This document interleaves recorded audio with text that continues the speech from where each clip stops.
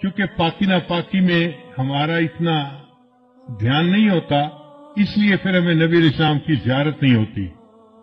بہت سارے لوگ یہ کوشچن پوچھتے ہیں کہ جی اتنے سالوں سے ہم کوشش کر رہے ہیں کہ ہمیں نبی علیہ السلام کی زیارت نصیب ہو، مگر نہیں ہوتی۔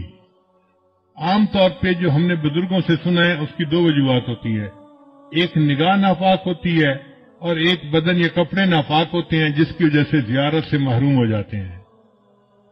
اگر ان دو چیزوں پر محنت کریں تو اللہ تعالیٰ زیارت نصیب جلدی فرما دیں گے۔ نگاہ کا بہت زیادہ پرہیز کریں، 100% پرہیز کریں گے تو اللہ تعالیٰ کی طرف سے پھر نبی علیہ السلام کی زیارت والی سعادت نصیب ہو جائے گی۔ میرے والدین چونکہ شروع سے ہی نیکی کی زندگی گزارنے والے تھے، تو میں نے تذکرۃ الاولیاء کتاب 5ویں کلاس میں پڑھی تھی۔ 5ویں کلاس کے بچے کو تو ابھی کنسیپٹ بھی نہیں ہوتا، مگر مجھے والد صاحب نے وہ کتاب لا کر دی کہیں سے، تو میں نے اس میں اللہ والوں کے واقعات پڑھے تو دل میں بڑا شوق ہوا کہ مجھے بھی اس لائن پہ چلنا ہے اور اللہ والوں کی لائن پہ آگے بڑھنا ہے۔ پھر اس میں ایک کتاب میں نے پڑھا کہ نگاہ کا بہت پرہیز کرنا چاہیے۔ تو چھوٹی عمر میں، ابھی میں بالغ نہیں ہوا تھا، اس عمر سے ہی نگاہ کا پرہیز شروع کر دیا۔ بہت بچتا تھا، بہت نگاہ کو بچاتا تھا، اور مجھے اس زمانے میں اپنی والدہ سے ڈانٹ بھی بہت پڑتی تھی۔ ہر دوسرے تیسرے دن کوئی محلے کی آنٹی آتی اور میری والدہ کو کہتی، تیرا بیٹا جا رہا تھا، اس نے تو ہمیں سلام بھی نہیں کیا، یہ تو ہمیں اپنی خالہ ہی نہیں سمجھتا۔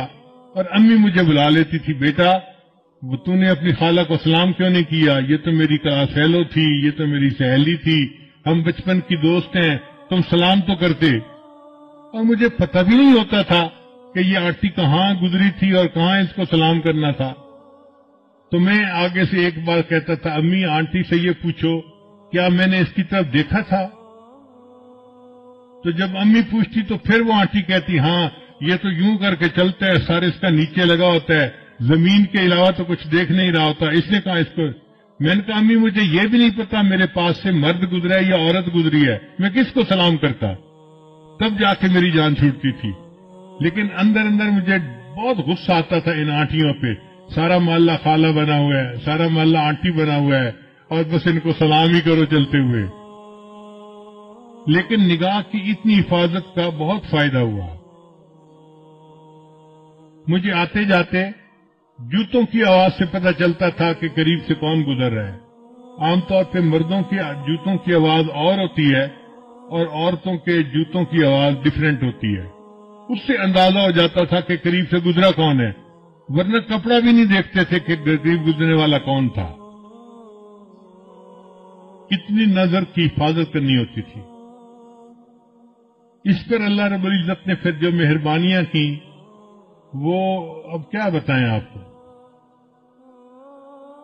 ہمارے ایک ساتھی ہیں لاہور کے، ایک دن مجھے کہنے لگے کہ میں آپ کو ایک بات بتاؤں، مجھے حضرت نے بتائی۔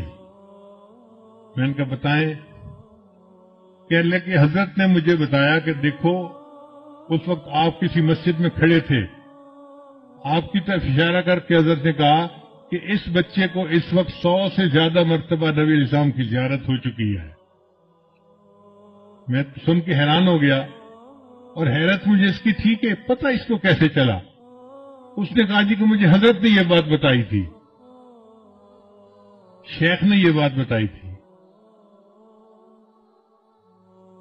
تو نگاہ کی حفاظت کا پھر یہ فائدہ ہوا کہ اللہ تعالیٰ نے 30 سال کی عمر سے پہلے 100 سے زیادہ مرتبہ نبی السلام کی زیارت نصیب فرما دی۔